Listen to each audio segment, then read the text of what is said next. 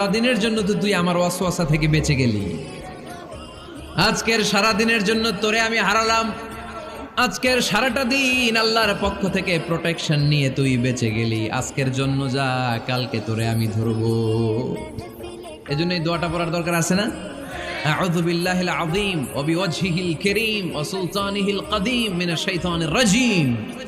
চারটা বাক্যের দোয়া মুখস্থ করতে কষ্ট হলে যে ইউটিউবে চলে যাবে আজকেই, ওখান থেকে শুনে আপনারা মুখস্থ করে নেবেন, এই দোয়াটা পড়বেন। তাহলে ওই দিনের জন্য শয়তানের ওয়াসওয়াসা, টেম্পটেশন, প্রভোকেশন থেকে আপনি আল্লাহ তাআলার প্রোটেকশনে চলে গেলেন। সুবহানাল্লাহ পড়েন।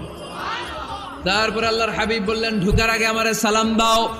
পড়বেন, আসসালামু আলাইকা আইয়ুহান নাবিয়্যু ওয়া রাহমাতুল্লাহি ওয়া বারাকাত। এই দুইটা জিনিস যখন করে ফেললেন, তখন ডান পা দিয়ে পড়বেন, আল্লাহুম্মা ইফতাহ লি আবওয়াবা রাহমাতিক। সুবহানাল্লাহ পড়েন। আল্লাহুম্মা ইফতাহ লি, ও আল্লাহ আমার জন্য তুমি খুলে দাও আবওয়াবা রাহমাতিক, তোমার রহমতের দরজা। তার মানে মসজিদে ঢুকলে রহমত পাওয়া যায় কি যায় না? মসজিদে ঢুকলে পাওয়া যায় রহমত। মসজিদের বাইরে রহমতের কথা আল্লাহ বলে নাই, মসজিদের ভিতরে রহমত। কোথায় রহমত? কোথায়? মসজিদের ভিতরে রহমত আছে না? তার প্রমাণ, মসজিদে ঢুকলেই শান্তি লাগে কেমন জানি, আর ঘুমে ধরে। মসজিদে ঘুমাইছেন কারা কারা দেখি? সবাই ঘুমাইছেন? আরে আমি কত ঘুমাইছি। জুমার নামাজের সময় যে কি ঘুম আসে, আসে আসে কমন পড়ছে, একেবারে কমন পড়ে গেছে। ঘুম আসে কারণ রহমত, রহমতের ঝিরি ঝিরি বাড়ি ধারা আল্লাহ তাআলা আরশের উপর থেকে নাজিল করতে থাকে। আর এই রহমতের কারণে হৃদয়টা প্রশান্ত হয়ে যায়, অনেকের ঘুমও চলে আসে, ঠিক কি না? এজন্য আল্লাহুম্মা ইফতাহ লি আবওয়াবা রাহমাতিক, ও আল্লাহ তোমার রহমতের দরজাগুলো আমার জন্য খুলে দাও। এই দোয়া পড়লে রহমতের দরজা খুলে দেয় কে? আবার মসজিদ থেকে যখন বের হবেন তখন কোন পা দিয়ে? জোরে বলেন। বাম পা দিয়ে কি পড়বেন? আল্লাহুম্মা ইন্নী আসআলুকা মিন ফাদলিক, ও আল্লাহ তোমার কাছে আমি তোমার পক্ষ থেকে ফদল চাই, মানে রিজিক চাই। রিজিক দেয়ার মালিক কে? তার মানে খুব সোজা সাপটা কথা হচ্ছে, মসজিদের ভিতরে পাওয়া যায় রহমত, আর বাইরে পাওয়া যায় ফদল বা রিজিক। বাইরে পাওয়া যায় কি? রিজিক। মসজিদের ভিতরে রিজিক আছে। তার মানে সারাদিন মসজিদে বসে থাকলে রিজিক মিলবে? নামাজের সময় নামাজ পড়তে হবে, কাজের সময় কাজ করতে হবে। এটাই হচ্ছে ইসলামের বিধান। নামাজের সময় নামাজ, কাজের সময়। আমি প্রশ্ন করব, আওয়াজ করে উত্তর দেন। নামাজের সময়, কাজের সময়, নামাজের সময়, কাজের সময়। এটা মনে থাকবে। এজন্য আল্লাহ বললেন, ফাইদা কুদিয়াতিস সালাতু ফান্তাশিরু ফিল আরদি ওয়াবতাগু মিন ফাদলিল্লাহ। যখন তোমাদের সালাত শেষ হয়ে যায়, আল্লাহর রিজিক অন্বেষণের জন্য আল্লাহর জমিনে তোমরা ছড়িয়ে যাও। নামাজের সময় আসবেন, নামাজ শেষ বের হয়ে যান। ফান্তাশিরু ফিল আরদ, জমিনে ছড়িয়ে পড়ো।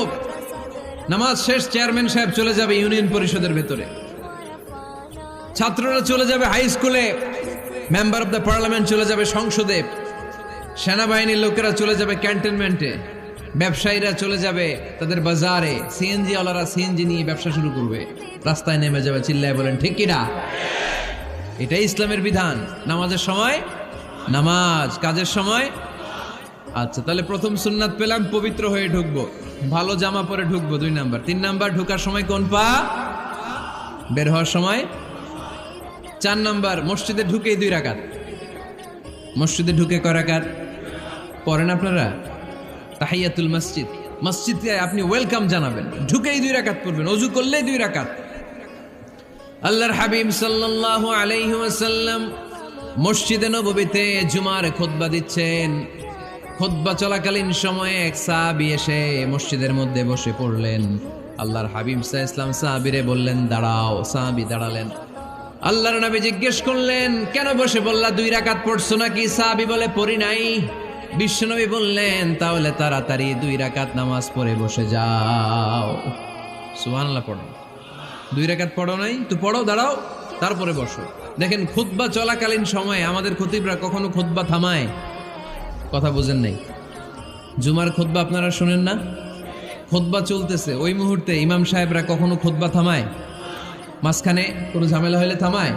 না, প্রথম খুতবা শেষ, বসে, তারপরে দ্বিতীয় খুতবা। খুতবার মাঝখানে কোনো থামাথামেই নাই। কিন্তু আল্লাহর হাবিব সাল্লাল্লাহু আলাইহি সাল্লাম কেমন খতিব ছিলেন দেখেন। আল্লাহর হাবিব সাল্লাল্লাহু আলাইহি সাল্লামের খুতবা দেওয়ার স্টাইল এন্ড অ্যাটিটিউড এবং আমাদের খুতবা দেওয়ার স্টাইল এন্ড অ্যাটিটিউড, আল্লাহ রাসূল সাল্লাল্লাহু আলাইহি সাল্লামেরটা কত প্রাণবন্ত ছিল। আল্লাহ রাসূল সাল্লাল্লাহু আলাইহি সাল্লাম সোসাইটি ওরিয়েন্টেড একজন পার্সোনালিটি ছিলেন, সমাজের মানুষ কেন্দ্রিক, খুব সামাজিক ছিলেন আল্লাহ রাসূল সাল্লাল্লাহু আলাইহি সাল্লাম। তিনি দেখলেন একজন বসে পড়ছে, উনি খুতবা থামায় দিলেন। জুমার খুতবা থামায় বললেন, এই নামাজ পড়ছো না, পড়ো 2 রাকাত পড়ো। আবার খুতবা শুরু করলেন। সুবহানাল্লাহ পড়বেন না? একবার তিনি খুতবা দিচ্ছেন, দেখলেন আল্লাহ রাসূল সাল্লাল্লাহু আলাইহি ওয়াসাল্লামের 2 জন নাতি হাসান আর হুসাইন রাদিয়াল্লাহু তাআলা আনহুমা, ছোট্ট মানুষ, কাতারের ভিতরে ঢুকে কোন সাহাবী টুপি টান দেয়, কারো পাগড়ি ধরে টান দেয়, একজন এদিকে দৌড় দেয়, আরেকজন ওদিকে দৌড় দেয়। মসজিদে একটা ডিস্টার্ব হচ্ছে। আল্লাহর হাবিব সাল্লাল্লাহু আলাইহি ওয়াসাল্লাম খুতবা থামিয়ে দিলেন, মিম্বার থেকে নেমে আসলেন, 2 নাতিকে 2 হাতে ধরলেন, ধরে আস্তে করে জান্নাতের এই 2 সর্দারকে নিয়ে মিম্বারের উপরে দাঁড়ালেন। এই হাতে এই নাতি, ওই হাতে আরেক নাতি। এরপর দাঁড়িয়ে দাঁড়িয়ে তিনি বাকি খুতবা দিলেন। পড়েন সুবহানাল্লাহ। কত প্রাণবন্ত খুতবা। উনিও খুতবা দিতেন, আমরাও খুতবা দেই।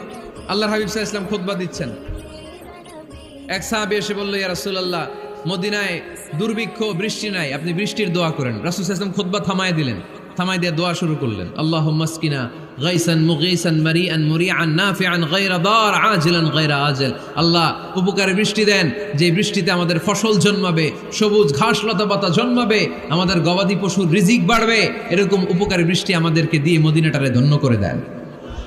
বৃষ্টি শুরু হলো। জুমাবার বৃষ্টি, শনি রবি সোম মঙ্গল বুধ বৃহস্পতি শুক্র, টানা 7 দিন বৃষ্টি। এবার বৃষ্টির চোটে মদিনায় বন্যা হয়ে গেছে। এতদিনে দুর্ভিক্ষ, এতদিনে কি? এখন বৃষ্টির বরকতের দোয়া করছে, বৃষ্টিতে এবার বন্যা। যেই সাহাবী বৃষ্টির জন্য দোয়া করতে বলেছিলেন,